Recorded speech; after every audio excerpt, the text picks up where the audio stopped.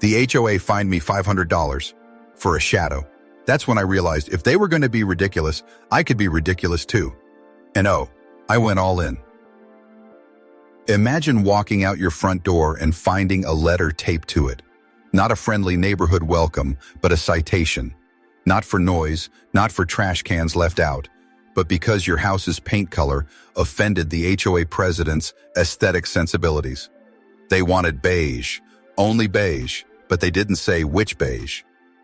Welcome back to HOA Hustle, where we dive deep into the wild world of neighborhood drama, petty revenge, and suburban warfare.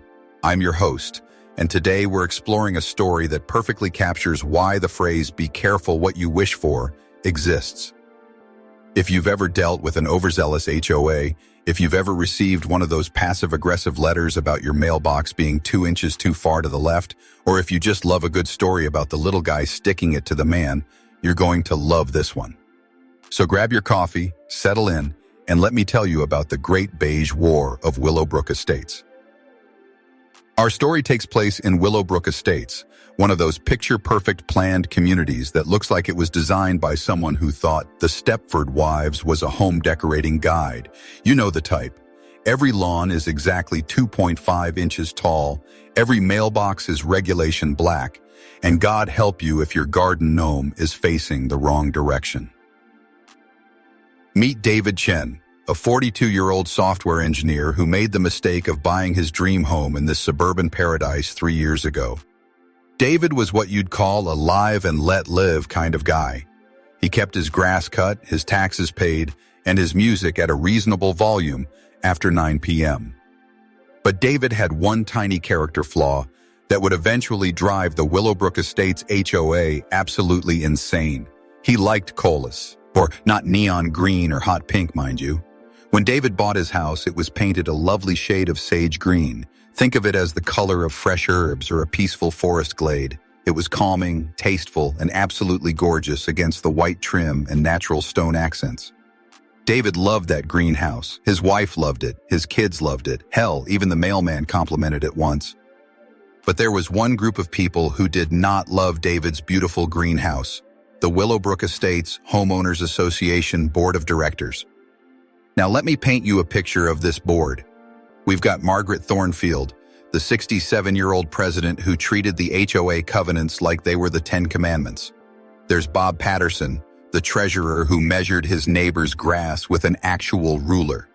And let's not forget Susan Mitchell, the secretary who kept a detailed log of every violation she spotted during her daily neighborhood wellness walks. These weren't just your average power-hungry suburbanites. Oh no. These people had turned nitpicking into an Olympic sport. And David's greenhouse? Well, according to their interpretation of the covenants, it was public enemy number 1. The trouble started about 6 months before our main story, when David received his first letter from the HOA. It was one of those official-looking documents that somehow manages to sound both polite and threatening at the same time. The letter informed David that his home's exterior color was not in compliance with the approved palette, and that he had 30 days to submit a correction plan. Attached was a list of approved colors that read like a catalog of the world's most boring paint chips: wheat, oat, cream, ivory, off-white, and you guessed it, beige. David's first reaction was confusion. He'd been living there for 3 years. The house was green when he bought it. How could it suddenly be non-compliant? But David was a reasonable guy, so he did what any reasonable person would do. He pulled out his original purchase documents and started reading through the HOA covenants with the enthusiasm of someone reading tax law. Here's where things get interesting. The original covenants from when the neighborhood was built in 1987 had a much more flexible color policy. Houses could be painted in earth tones and natural colors that complement the surrounding landscape. David's sage green absolutely fit that description. But sometime around 2019, 2 years after David moved in, the HOA board had quietly amended the covenants to restrict colors to a very specific, approved palette. They'd sent out the amendment buried in the middle of a 47-page document about new recycling policies that most residents probably threw away without reading. Classic HOA move, right? David wrote back explaining the situation. included photos of his house from the listing when he bought it, and even got a letter from his real estate agent confirming that the house had been green and compliant when purchased. The HOA's response: current covenants supersede previous standards. You have 60 days to comply or face daily fines. And that, friends, is when David Chen learned his first hard lesson about HOA life. Logic and fairness are often in short supply when dealing with people drunk on tiny amounts of power.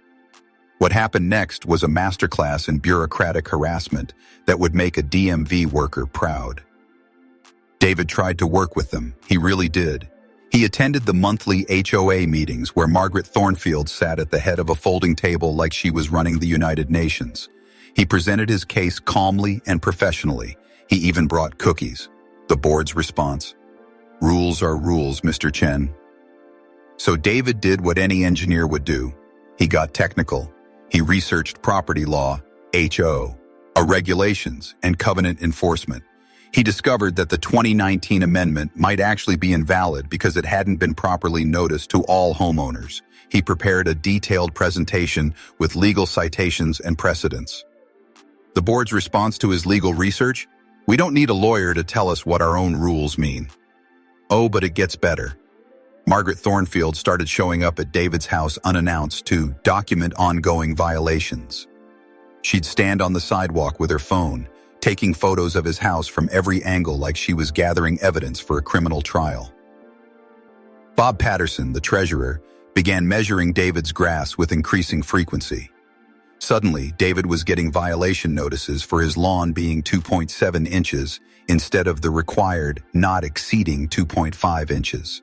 He got a fine for his garden hose being visible from the street, another fine for his garbage cans being out 30 minutes past the designated collection time.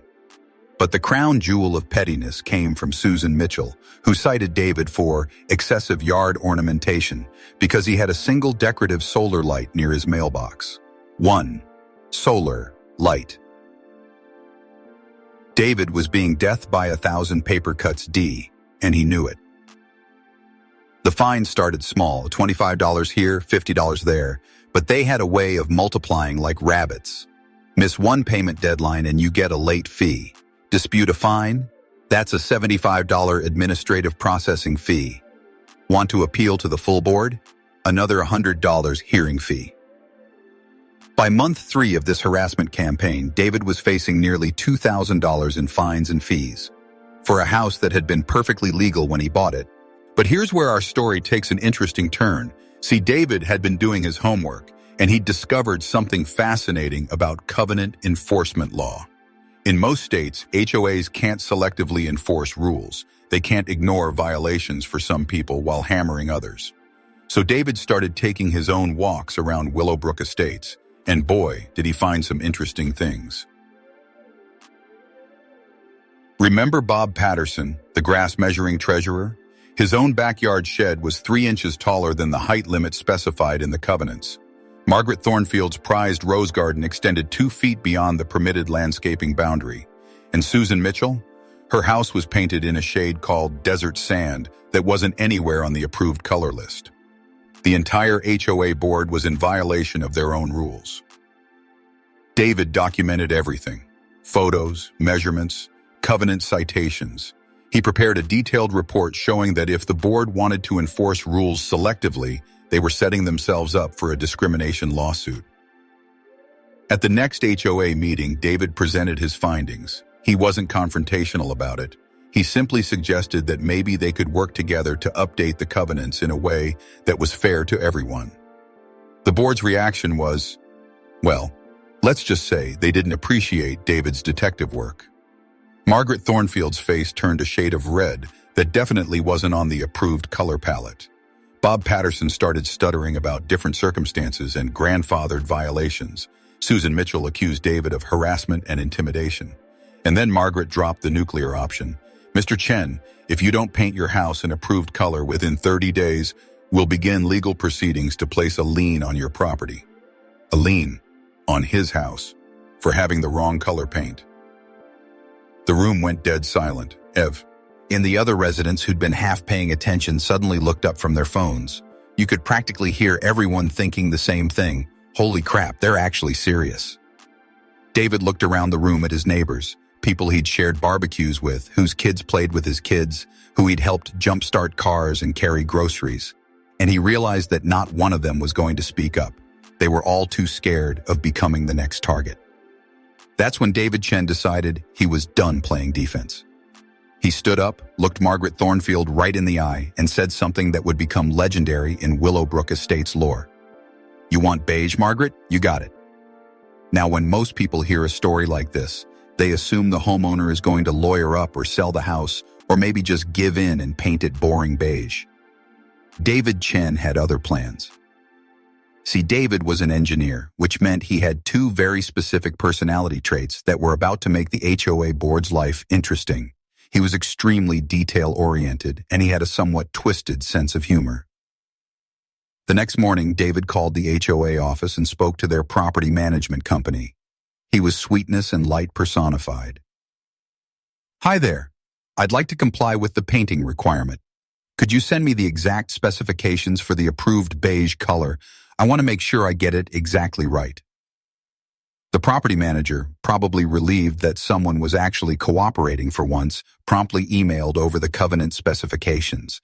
And this is where things get delicious.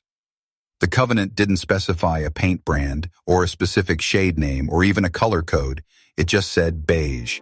That's it, just the word beige. For those of you who aren't paint experts, beige isn't really a specific color. It's more of a category. There are literally hundreds of shades that could technically be called beige. From barely there cream to rich camel brown, from warm desert sand to cool gray beige. And David, being the thorough engineer that he was, decided to research all of them. He spent the next week visiting every paint store within a 50-mile radius. Home Depot, Lowe's, Sherwin-Williams, Benjamin Moore, local hardware stores, you name it. He collected samples of every single paint color that was labeled beige or had beige in the name. His dining room table looked like a museum exhibit on the complete spectrum of boring. But David wasn't just collecting samples randomly. Oh no, he had a very specific strategy in mind. You see, there's a particular shade of beige that exists in nature. It's the color you might see on certain types of sandstone or on the belly of specific desert animals. Technically, scientifically, undeniably beige. It's also bright enough to be seen from space. This color has many names depending on the paint manufacturer: electric sand, neon wheat, atomic oat, and David's personal favorite, radioactive beige. Yes, that's a real color name. And yes, it is exactly as eye-searingly bright as it sounds. David brought home a sample can of the most vibrant, obnoxious look-at-me shade of beige that has ever existed. He painted a small test patch on the back of his house, took a photo, and then did something brilliant. He had the color professionally analyzed by a paint expert. The expert's report confirmed what David already knew. This was, scientifically and technically, a shade of beige. It met every definition of beige color theory. It was beige in the same way that a screaming toddler is technically expressing themselves. But David wasn't done with his research. Remember, he was an engineer, which meant he was going to engineer the perfect solution to this problem. He spent another week researching paint finishes: matte, eggshell, satin, semi-gloss, gloss. Each finish affects how color appears to the human eye. A matte finish absorbs light and makes colors appear softer. A gloss finish reflects light and makes colors appear more vibrant. Guess which finish David chose? High gloss. The shiniest, most reflective paint finish available. The kind of finish that makes colors so bright they practically glow. David scheduled 3 different painting contractors to come give him quotes. He was completely upfront about what he wanted. The entire exterior of his house painted in high gloss, radioactive beige. All 3 contractors had the same reaction. They stared at the color sample, looked at David like he'd lost his mind, and asked if he was sure about this. Absolutely sure, David told them. I want to be perfectly compliant with my HOA requirements. The first contractor, a guy named Tony who'd been painting houses for 30 years, actually tried to talk David out of it. Listen, buddy, Tony said. I've painted some ugly houses in my time, but this is going to look like a highlighter had a baby with a school bus. Your neighbors are going to hate you. That's the point, Tony. David hired the contractor who could start immediately and had experience with high-gloss finishes. He pulled the permits, ordered the paint, and scheduled the work for the following week. But before the painting started, David did one more very important thing. He sent a certified letter to the HOA board. The letter was a masterpiece of malicious compliance. It informed the board that he would be painting his house in compliance with their requirements, effective immediately. He included the paint specifications, the contractor information, and the expert analysis confirming that his chosen color was indeed beige. He also included one more little detail, a reminder that according to the covenants, once a homeowner completes approved exterior modifications, the HOA cannot require changes for a minimum of 5 years without cause. David was about to be locked into his color choice for half a decade.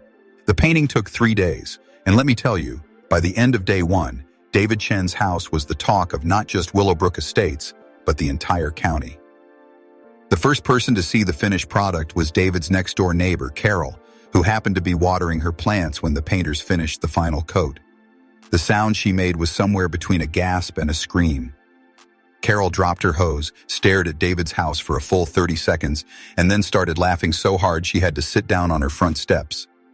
When David came outside to see how the work had turned out, Carol was wiping tears from her eyes. "David," she managed between giggles, "that is the most beautiful act of revenge I've ever seen." And revenge it was. David's house didn't just stand out in the neighborhood. It dominated the landscape like a fluorescent beacon. The high-gloss finish made it shimmer in the sunlight like a disco ball.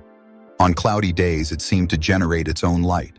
At sunset, it reflected the orange glow so intensely that it looked like the house was on fire. It was magnificent. It was awful. It was perfectly, technically beige. Word spread through the neighborhood faster than gossip at a PTA meeting. Residents started driving by just to see the infamous beige house. Kids on bikes would ride past and point. Even the mail carrier started taking selfies.